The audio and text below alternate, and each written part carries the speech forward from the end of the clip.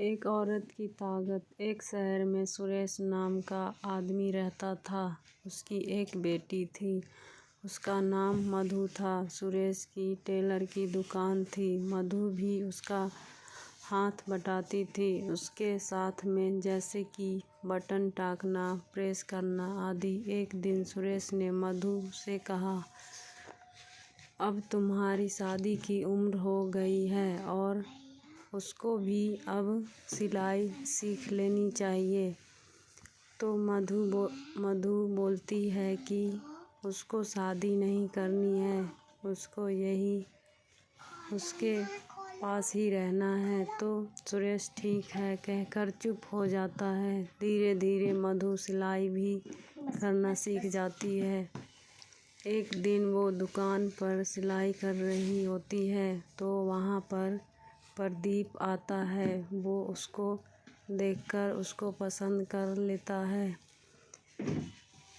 और सुरेश से उसका हाथ मांग लेता है। तो सुरेश भी अच्छा लड़का देखकर हाँ कर देता है। दोनों की शादी हो जाती है और मधु अपनी ससुराल आ जाती है। कुछ महीने बाद वो गर्भवती होती है। वह एक बेटी को जन्म देती है और बहुत खुश होती है। तभी प्रदीप वहाँ आकर उसको बोलता है कि मुझे एक लड़का चाहिए था और तूने एक लड़की पैदा कर दी। वो कहती है, क्या हुआ, यह भी तो हमारी ही बेटी है। वो कुछ नहीं सुनता और वहाँ से चला जाता है। फिर वहाँ सुरेश आता है और मधु उसे सारी बात बताती है। तो वो उसको बोलता है कि मैं प्रदीप को जाकर समझाऊंगा, तू परेशान मत हो।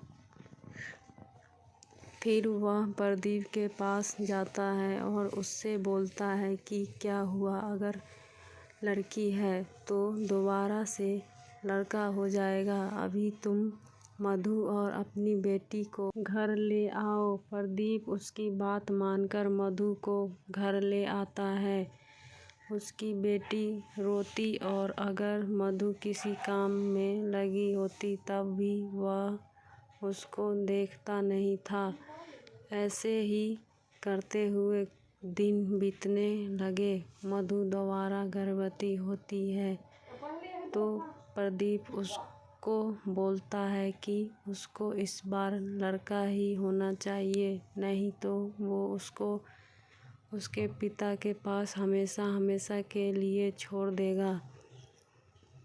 जब दोबारा भी उसको पता चलता है कि लड़की हुई है तो वो वहाँ से बिना कुछ कहे चला जाता है। जब सुरेश को यह पता चलता है तो वो प्रदीप को समझाने उसके घर जाता है, पर प्रदीप उसकी कोई बात नहीं सुनता और उससे बोलता है, अपनी लड़की और उसकी बेटियों को ले जाए, मेरा कोई संबंध नहीं इन लोगों से। यह सुनकर सुरेश वहाँ से यह बोलकर चला जाता है कि मेरी बेटी मुझ पर बोझ नहीं है, मैं उसे और उसकी बेटियों को पालूंगा। मधु अपने पिता के साथ घर आ जाती है और सिलाई करने लगती है। समय बीतता है, उसकी बेटियां स्कूल जाने लगती है। मधु और उसके पिताजी तोड़ मेहनत करते हैं, पर एक दिन सुरेश इस दुनिया को छोड़कर चला जाता है और मधु अकेली रह जाती है। फिर वो अपनी बेटियों को अच्छी ज़िंदगी देने के लिए पूरा दिन सिलाई का काम किया करती थी। उसकी बड़ी बेटी आभा स्पोर्ट्स में बहुत अच्छी होती है। उसके टीचर एक दिन मधु को बुलाकर कहते हैं कि आभा एक बहुत अच्छी धावक है, हमें आपकी स्थिति का पता है, फिर भी आप उसका साथ देंगी तो वो बहुत आगे जाएगी।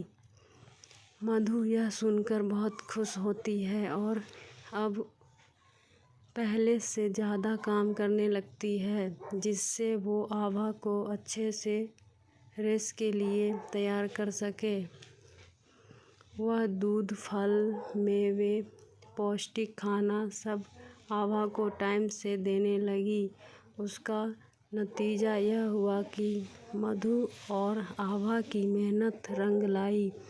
आभा ने स्टेट लेवल चैंपियनशिप में प्रथम स्थान प्राप्त किया। उसकी फ़ोटो अखबार में छपी तो प्रदीप आभा और मधु की फ़ोटो को अखबार में देखकर यह सोचता है कि अगर मैंने मधु को निकाला न होता तो आज मेरी भी फ़ोटो इन लोगों के साथ होती। पर अब माफ़ी मांगकर भी कुछ नहीं हो सकता है। फ्रेंड्स, स्टोरी अच्छा लगे तो लाइक, कमेंट एंड शेयर करें और प्लीज़ मेरे चैनल को सब्सक्राइब भी करें।